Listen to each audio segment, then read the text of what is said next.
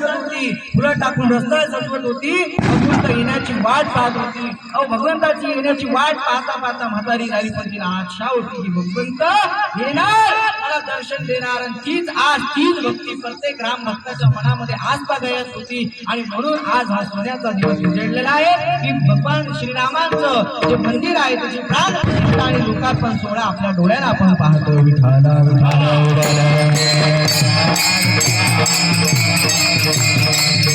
आजपर्यंत आपण म्हणत होतो राम आएंगे तो अंगना सजाऊंगी, दीप जला के दिवाली में मनाऊंगी. राम आएंगे तो अंगना सजाऊंगी, दीप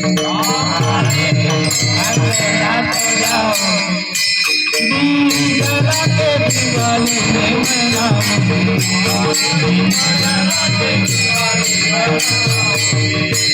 मेरे जन्मों के पाप भरे मेरा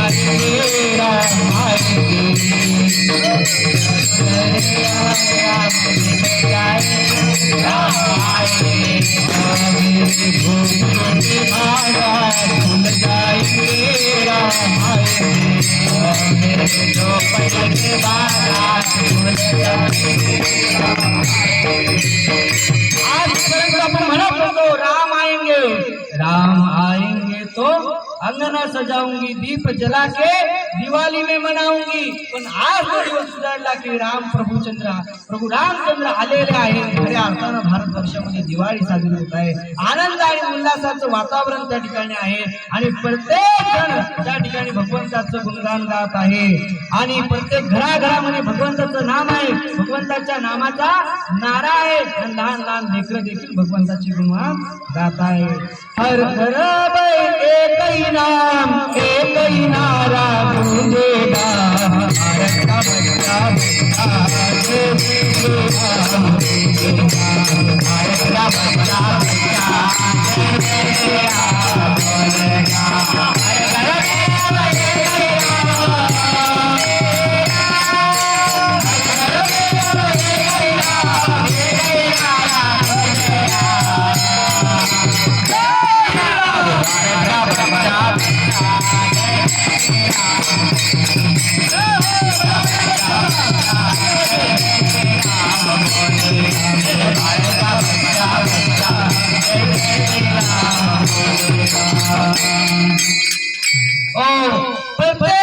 प्रत्येक घरामध्ये दिवाळी साजरी होते. घरातलं लहान मुलं देखील आज रामाचे गीत गात आहे. आणि खऱ्या म्हणून खऱ्या अर्थानं आज ही दिवाळी आनंद उत्सव प्रभू रामरायाच्या येण्याने आहे. म्हणून जिथे राम आहे तिथे राम आनंद आहे, रामानंद आहे. म्हणजे रामाचा जो आनंद आहे रामानंद, तो राम राज्य भगवंत जिथे असतात तिथे निर्माण होत असतो. म्हणून आज प्रत्येकाच्या घराघरात प्रभू रामचंद्र विराजमान झालेलं आहे.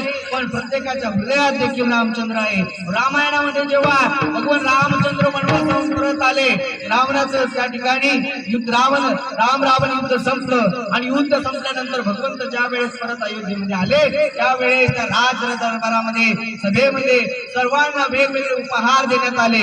आणि त्यावेळेस शेवटी फक्त हनुमानजी उरले. हनुमानजी उरल्यानंतर त्यावेळेस रामचंद्रांच्या लक्षात आलं की आपला परमभक्त असलेले हनुमान यांना अजून काहीच उपहार मिळालेला नाही. आणि त्यावेळेस सीतामाता म्हणतात, प्रभू तुम्ही थांबा, तुमच्या प्रिय हनुमानाला मी उपहार देते. म्हणून आपल्या गळ्यामध्ये असलेला अनमोल मोत्यांचा हार माता सीतेनं काढलेला आहे आणि हनुमंत रायाकडे दिलेला आहे. पण ते हनुमंतराय त्यांनी मानवर असलेला मोत्यांचा हार घेतला. मोत्यामधला त्या हारामधला एक एक मोती बघितला आणि बघितल्यानंतर दाताने फिरून फेकला. माता सीता म्हटलं, अरे वानर तर तू वानरच राहिला, एवढा अनमोल कुठेतरी कधी काही सापडणारे अनमोल अशी हिरे त्याचा हार, तो हार, त्या मोत्याचा हार तू फोडून टाकतोय, ते मोती फोडून टाकतोय, अरे वेडा झालास काय? त्यावेळेस हनुमंतरायाने उत्तर दिलं, आई साहेब. काय उत्तर दिलं? म्हणाले, आई साहेब ज्यामध्ये राम नाही त्याच्याशी मला काही काम, तो राम नाही वो हमारे किसी काम, जे रामाचं नसेल ते आमच्या काय कामाचं. म्हटले असं. मग त्यावर विभीषणजी हसले आणि विभीषणजी हसवून म्हणले, अरे हनुमंता, तू म्हणतोय की ज्याच्यात जिथे राम नाही त्याच्याचे आमचं काही काम नाही, म्हणजे शरीर तू धारण केलेलं आहे त्या शरीरात राम आहे का?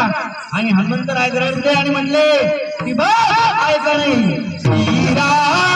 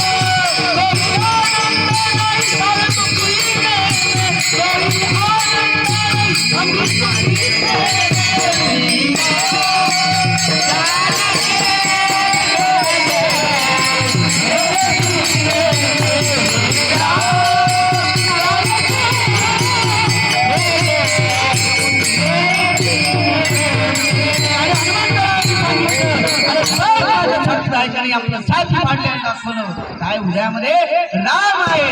आज हनुमंतरायाप्रमाणे प्रत्येकाच्या हृदयामध्ये जर बघितलं, इथे बघित असलेल्या प्रत्येकाच्या मनामध्ये जर बघितलं तर आज प्रभू रामचंद्र विराजमान झालेले आहे. का?